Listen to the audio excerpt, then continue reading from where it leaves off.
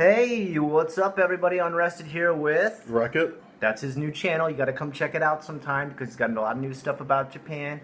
Oh, also, let's give our collab channel a shout out. For sure. Yeah, check out Kurosuzoku as well. Suzuku.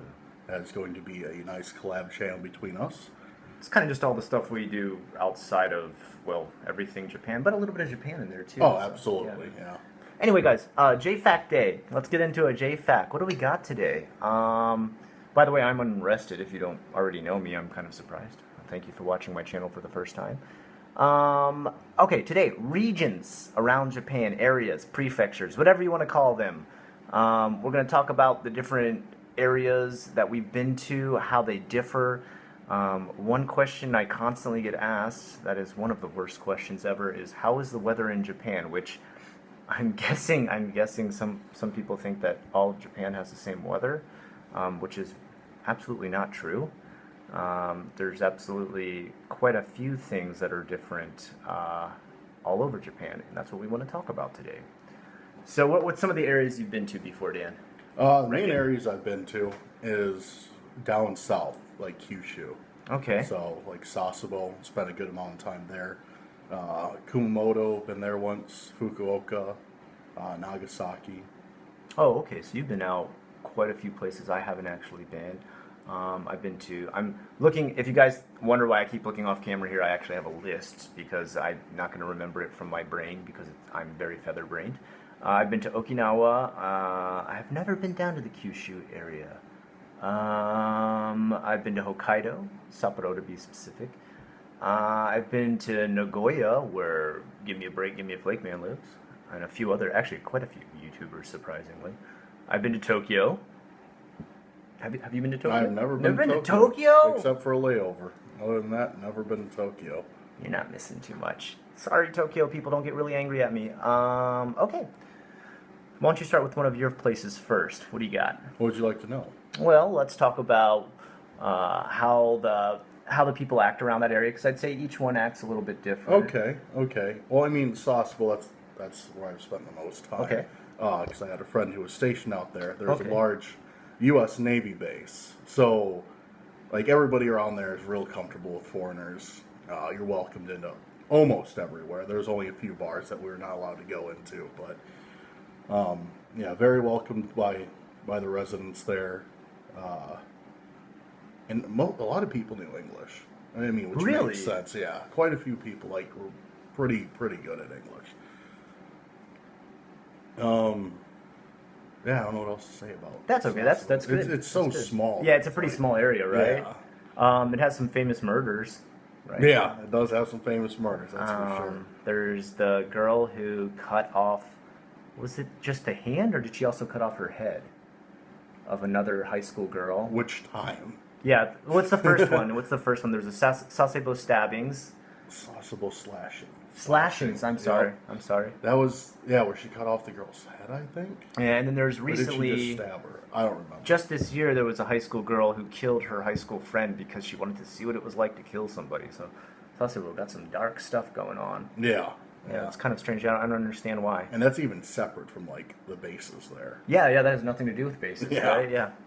Okay, you know what? I'm going to do a 2-for-1 deal here. I'm going to do Tokyo and Osaka because oftentimes I hear these compared. I personally have lived in Osaka almost my entire time in Japan. I haven't really lived outside of it aside from long-term vacations outside of Osaka.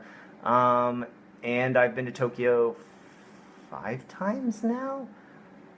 Personally, I prefer Osaka over Tokyo, but I think what you're going to find is whichever place a person moves to first is what they prefer. Most of my Tokyo friends prefer Tokyo over Osaka. Tokyo has cool aspects to it as far as you'll definitely find a lot more gaijin there. There's a ton more gaijin there. There's a lot more people who speak English. Osaka can barely... It's rare to find a person that can speak English in Osaka. That's pretty rare, even in the most international sections of Osaka. On the other hand, Osaka people are known to be very talkative, very nice. If you ask an Osaka person for directions, they might actually walk you to the place you want to go. Take a time out of their day to do that.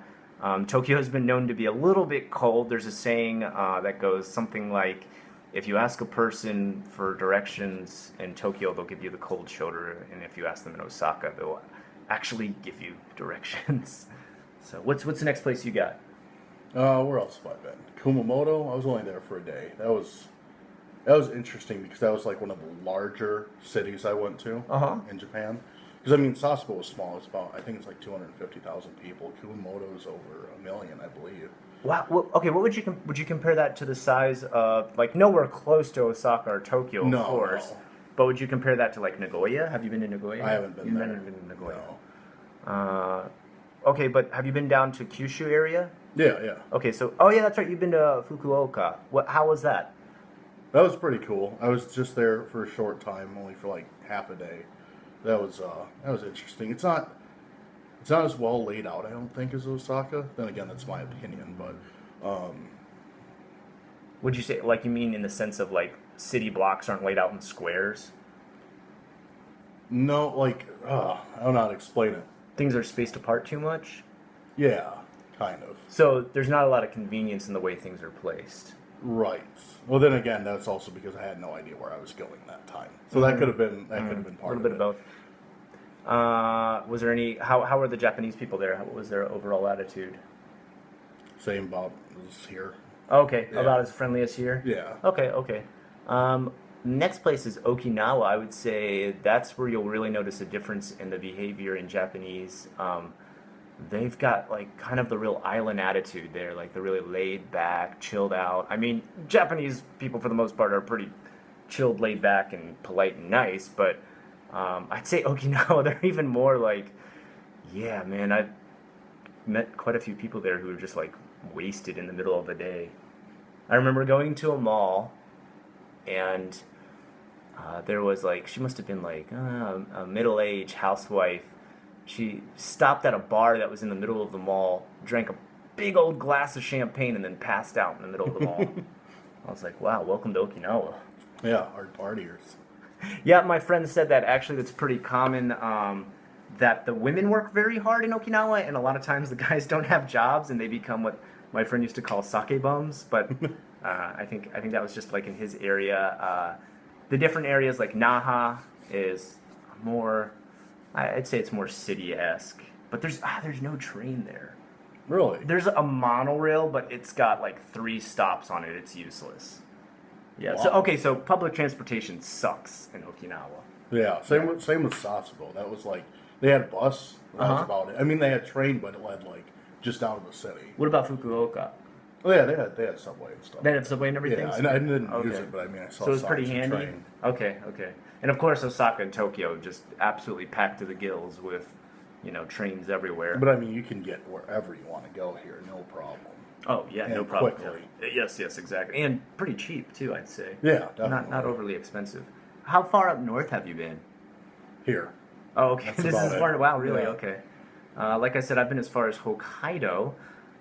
That's where so Okinawa is like almost subtropical, I'd say, and Hokkaido is like winter almost all year round. Even the summer is pretty cold.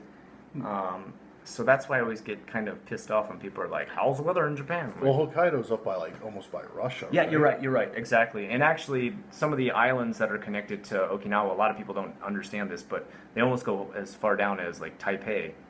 So you get pretty freaking hot down there. Hokkaido, people seemed an average amount of nice. I will say, aside from Sapporo, once you get outside of Sapporo, it's just like nowheresville. No, really. Yeah, there's like nothing. It's just like scattered houses. Maybe you'd be lucky to find a konbini. Yeah. So I mean, if convenience, if that's your shtick, you're not gonna like it much outside of Sapporo. I should say one thing. I should say is Okinawa. It's harder to find an English teaching job if that's what you're coming to Japan for, which I know a lot of my viewers are. Okay. Anything else? What, you got any other places left? Nagasaki. How was that? That was small.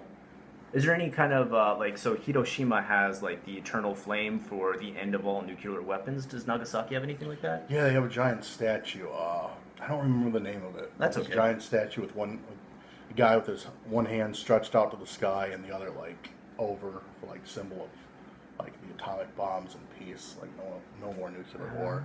But they got that and a whole memorial park where you can see some of like the remains of the buildings, and then a whole museum to go. Oh wow, so almost exactly like the stuff in Hiroshima. Yeah. I guess Okay, so. yeah, I mean that's what they have. Like they literally still have a lot of the shelled out buildings and everything like that. They have, like I said, the eternal flame, which is supposed to be put out once all nuclear weapons are dismantled around the world. Which I really hope that happens one day. Let's see it. Oh, last place. Let me just cover Nagoya really quick. Of course, you're going to get a better description from people like Abroad in Japan, Give Me a Break Man. I think Charla lives in Nagoya too. I could be wrong. Sorry, Charla. I'm not trying to offend anybody with where they live. I don't know if people would take offense to that. Nagoya. Nagoya. The people who live there really seem to like Nagoya. So I think once you live there and get to know it really well, it's a nice place to live. I think it's a lot cheaper than Osaka and Tokyo. That's a nice aspect of it. But it is rather boring.